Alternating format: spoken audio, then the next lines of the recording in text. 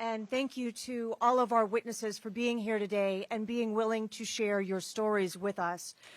I served my community as a prosecutor and as a judge. And a prosecutor has an absolute responsibility to work with the men and women of law enforcement to uphold the law, to protect the community, and to consult with crime victims and their families to be sure that their voices are heard in our criminal courts. When crimes aren't prosecuted and when judges are prevented from setting appropriate bail, or when violent criminals are released out on the street and allowed to reoffend because of reckless bail policies, the criminal justice system is failing victims of crime. But it is not just my work as a prosecutor and as a judge that informs me for this hearing today.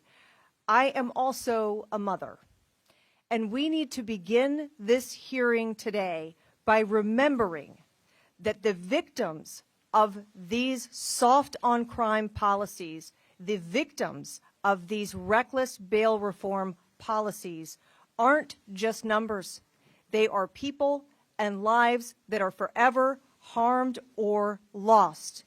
Each of them reflects a failure in our criminal justice system. With that, Ms. Brame, I would like to return to your story. Would you please begin by sharing with us a little bit more about your son? Excuse me, is that the way my son was murdered or my son as a person? As a person, please. Sergeant Hassan is the oldest of my five. He was 35 years old at the time of his death. He is a father of three small children, Jason, Jordan, and Jaylani, my three grands. And also Hassan was a husband. He was an amazing young man. He was a personal physical trainer at Crunch Gym at the time of his murder. He was also a full-time student at Manhattan College. Hassan was a responsible, licensed, and registered gun owner, all right? He was a good guy with a gun. Do you believe that the criminals who murdered your son received justice? That the criminals who murdered him? Mm-hmm. Absolutely not. You know, even the stabber, they offered him a plea deal. Instead of the 25 to life, he copped out to 20 years. Okay? The other brother is the only one who actually went to trial, and he blew trial. He lost trial, and he also got 20 to life. All right? And so, but two of the other defendants got completely away with what they did to my son. If you take a life, you do life. Okay? There should be no plea deals for murder. And those cases need to be brought to trial. And what about your family, Ms. Brame? Do you feel your family was treated appropriately in the criminal justice system? Absolutely not. We were treated like garbage. Tell me about that. We got no answers. If it wasn't for my persistence, all right, if it wasn't for my not missing one court date, except for the one where they dropped the murder and gang assault charge against Mary Saunders because Alvin Bragg's office did not inform me that they were doing that, which is my right to know that. I didn't get a chance to give my victim impact statement when they sentenced her to that 1 year time served.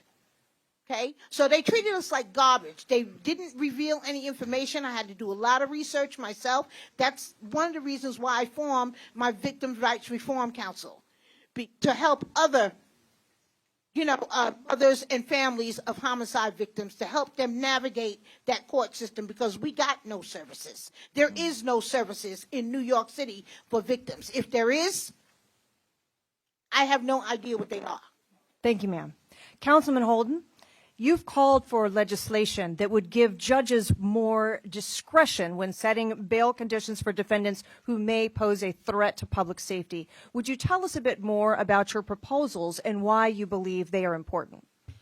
Well, New York State is the only state in the union that a judge cannot consider how dangerous the defendant is. So if he's committed a number of crimes before, the judge can't consider that. The only state in the union. So that's why you have repeat offenders out on the streets. This is so ridiculous, so absurd, that a judge cannot consider how dangerous an individual is who was arrested. And that's why people are walking. And so we've made proposals to our state colleagues. Let's change this. Why are we the only state in the union that does this? I mean, you have to question that. But again, so many people doing this. Time of the gentlewoman has expired. Thank you, Mr. Holden. We'll sure you'll get more time. The chair now